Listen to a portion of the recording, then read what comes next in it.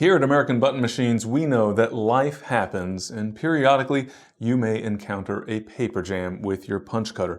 I'm going to share some tips on how to avoid those jams in the first place. But first, let's clear up the jam. A few tips that you can use to help clear up any paper jam with your punch cutter.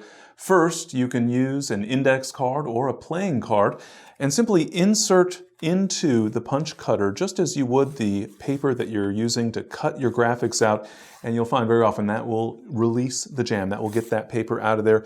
Inserting from both directions can certainly help as well.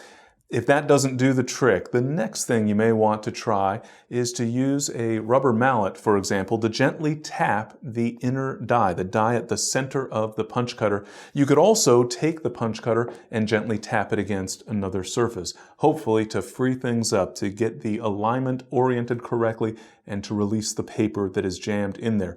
If you've still, at that point, got paper jammed in the punch cutter, yet another trick, take some WD-40, not too much, just a little bit, sprayed around the outer edge of that inner die, and then wait. Let it sit overnight so that the WD-40 will soak into the paper. That will help loosen things up, and then you can use that playing card once again to release the paper, to get the paper out of there.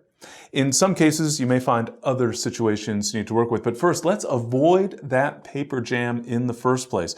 One of the questions we often get at American Button Machines is what sort of material can we cut with the punch cutter? And the answer is very simple. Only normal printer paper that you have used to print out your graphics, not fabric or other materials. If you want to cut those other materials, then you'll want to take a look at an adjustable circle cutter rather than the punch cutter. Also, make sure with that paper that you're only inserting one sheet at a time and that you're inserting it straight. You don't want it to be coming in at an angle, but rather straight into the punch cutter and straight out when you're finished cutting your graphics. And also, a little bit of maintenance from time to time can help.